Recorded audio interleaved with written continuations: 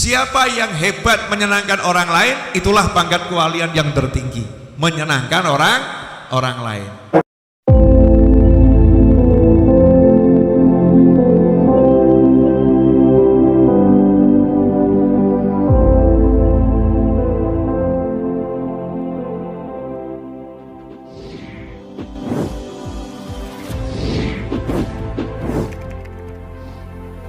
Semangat itu kendaraan seorang mukmin.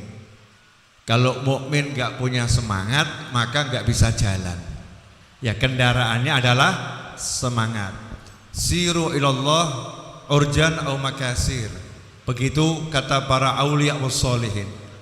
Jalanlah kepada Allah dengan semangat. Meskipun kamu dalam keadaan pincang ataupun kakimu patah. Ya, kakinya buntung ataupun pincang, jalan saja dengan semangat sampai nanti akan sampai, karena yang menyampaikan adalah Allah Subhanahu wa Ta'ala.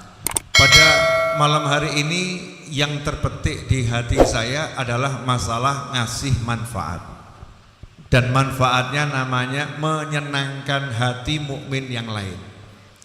Tidak ada amal, kata Nabi SAW dalam sebuah hadis, artinya tidak ada amal yang lebih hebat, lebih utama bagi seorang mukmin seperti menyenangkan hati mukmin yang lain.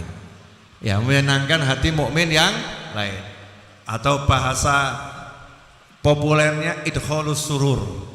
Ya, idkhalus surur, memberikan rasa senang di hati seorang mukmin. Saya mikir-mikir gitu, kok bisa ya nyenengno hati seseorang jadi amalan yang paling utama. Maka jawabannya saya dapatkan kemarin. Ya, waktu hari Sabtu, ya Sabtu siang atau duha, saya mendapatkan jawaban. Pertanyaannya begini: untuk apa Allah menciptakan jagat raya? Ya, untuk apa Allah menciptakan jagat raya? Tentu secara umum kita paham jagat raya diciptakan hanya untuk menyenangkan Nabi Muhammad SAW. Laulaka, kalau bukan karena kamu wahai Nabi Muhammad SAW, maka tidak aku ciptakan langit, tidak aku ciptakan bumi. Tidak aku ciptakan surga dan segala-galanya. Semua diciptakan hanya untuk menyenangkan Nabi Muhammad sallallahu alaihi wasallam. Itu secara umum yang khusus. Tapi kalau kita mau preteli lagi ya, uraikan lagi, Nabi kita yang menjadi kakek kita semua, yaitu Nabi Adam alaihi salam, itu diciptakan oleh Allah Ta'ala di luar surga, kemudian dimasukkan ke dalam surga. Surga itu semuanya diciptakan buat apa? Nyenengno, tempat hiburan. Jadi jannah itu tempat hiburan, darun naim, ya, tempat kenikmatan, tempat yang menghibur, unlimited. Gak ada batasan nama hiburannya, gak ada batasan waktunya, dan ruangnya juga tidak terbatas. Jadi surga diciptakan hanya untuk menghibur orang-orang yang beriman, menghibur orang-orang yang suada, orang-orang yang beruntung, dihibur di surga. Maka kakek kita Nabi Adam alaihissalam dimasukkan ke dalam surga, ternyata kurang terhibur. Masya Allah ya, surga semuanya ada, tapi kakek Adam alaihissalam, Abuna Adam alaihissalam, ada bagian di hatinya yang masih kurang lengkap. Apa itu? Belum punya istri, tidak ada pasangan hidup, gak punya teman, hidupnya cuman sendiri, nikmat semuanya. Sebagai manusia sendiri, kurang nikmat.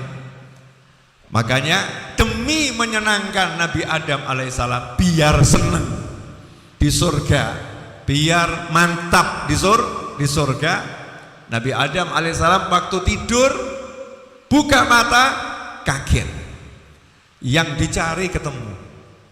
Jadi keliling cari surga nggak ketemu dia, temen nggak ada.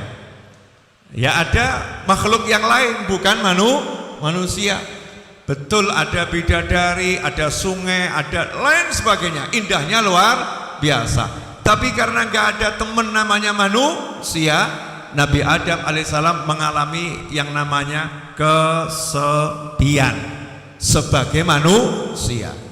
Maka oleh Allah Ta'ala tidur diciptakan manusia, namanya wanita diberi nama Hawa alaihissalam, dinikahkan kepada Nabi Adam alaihissalam.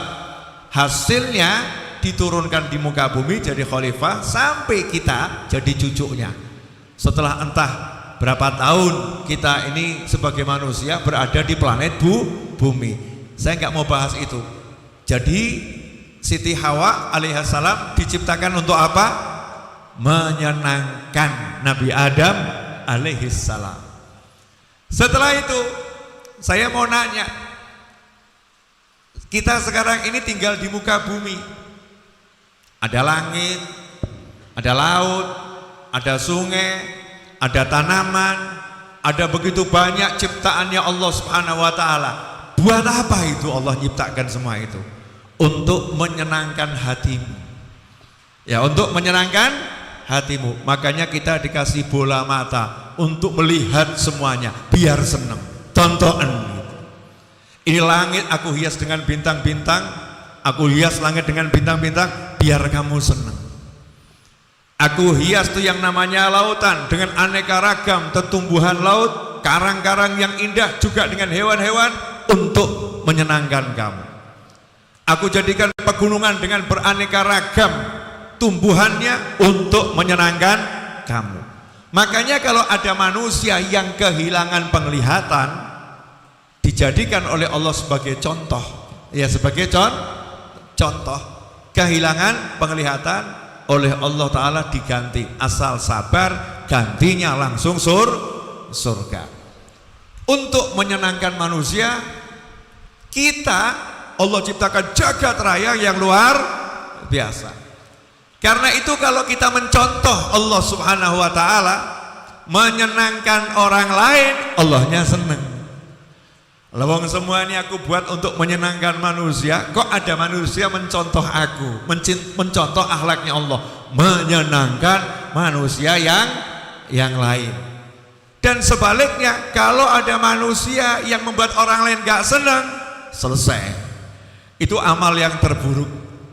Ya, amal yang terburuk, menghancurkan hati orang, merusak hati orang, itu amal yang terburuk. Karena itulah kalau kita lihat ajaran-ajaran baginda Muhammad sallallahu alaihi wasallam adalah ajaran gimana caranya bisa menyenangkan orang lain. Para wali itu kalau ditanya gimana jadi wali, judulnya nyenengno wong, menyenangkan orang lain. Ulama itu tidur di kamar 1 kali 2 meter cukup. Tapi kenapa bangun rumah 5 hektar? Betul ya? Bangun rumah 10 hektar. Buat apa? Nyenengno orang lain. Ulama itu kalau mau masuk surga sendiri ya insya Allah bisa. Sholat sujud, dzikir ya, kholwat sendiri bisa. Tapi kenapa buat pengajian ya mengumpulkan orang dalam jumlah banyak untuk menyenangkan hati orang lain. Yang sumpek punya tempat buang sumpek. Jadi ulama itu tempat pembuangan sampah. Sampah hati, sumpek, mumet semua ya. Semuanya dikeluarkan kepada para ulama. Siapa yang hebat menyenangkan orang lain, itulah pangkat kewalian yang tertinggi. Menyenangkan orang lain.